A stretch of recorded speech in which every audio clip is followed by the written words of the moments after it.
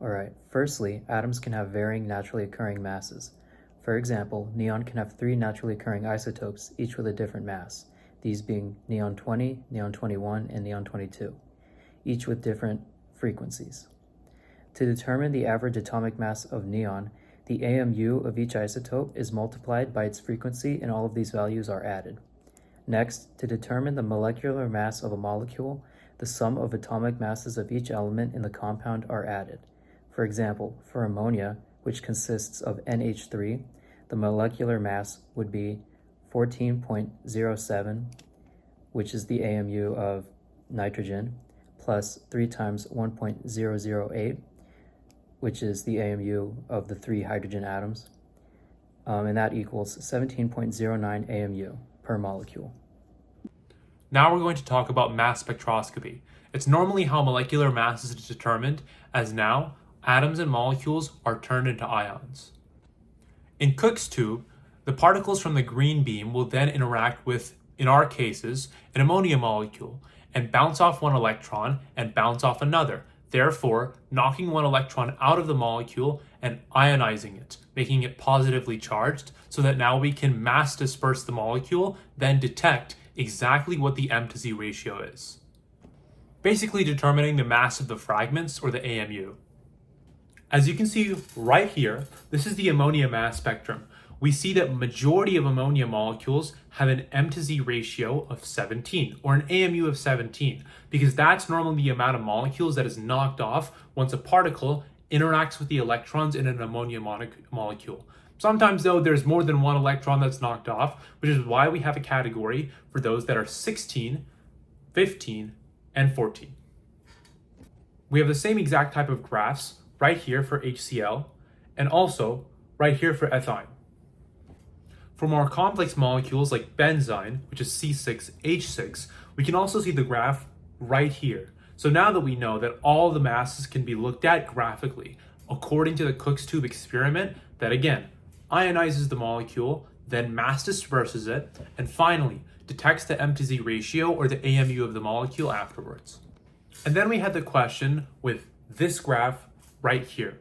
And it was asking, which mass spectrum is this? And you had to choose between 5 different molecules.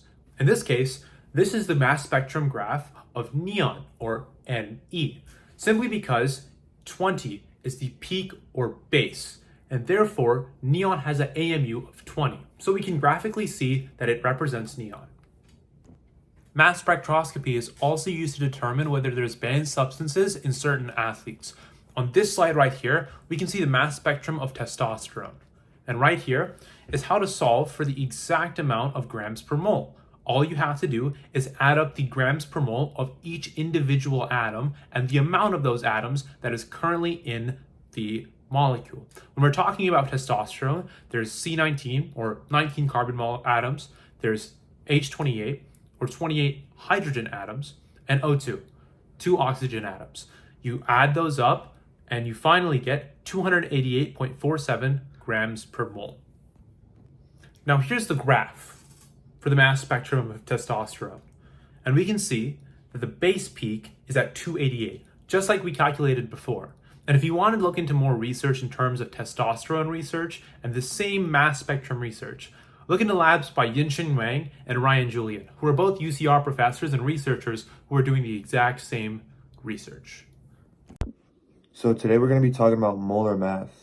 So a mole is defined as 6.022 times 10 to the 23rd particles, which is equivalent to the number of atoms in 12 grams of carbon-12, which is Avogadro's number, which means the mass of 1 mole of a substance equals its atomic or molecular mass in AMU. So for example, helium, it weighs 4.003 AMU, so 1 mole of helium weighs 4.003 grams. So taking that into an example, if a sample contains 2.59 times 10 to the 18th formula units of calcium chloride, CaCl2, how many moles of calcium chloride formula units are present? So this question just asks how many moles are in a sample containing 2.59 times 10 to the 18th formula units of calcium chloride.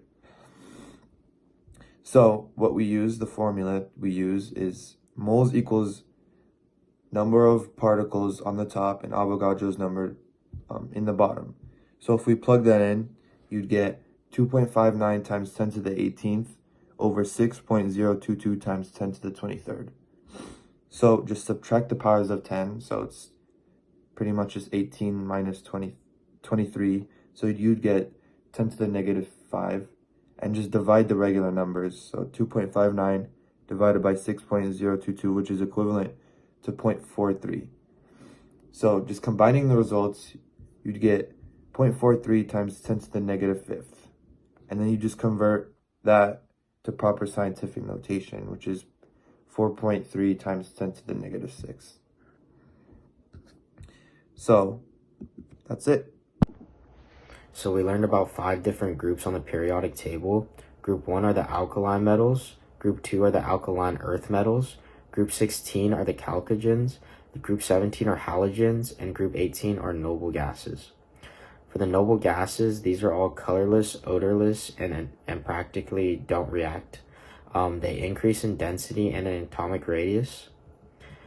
The halogens decrease in reactivity but increase in atomic radius, and they have 7 valence electrons in their outermost shells. For the alkaline metals, these increase in reactivity and increase in atomic radius. They also increase in density. For the categories of elements, on the left side and bottom of the table, these are metals, which are shiny, solid, and conductors of heat and electricity. They're malleable and ductile.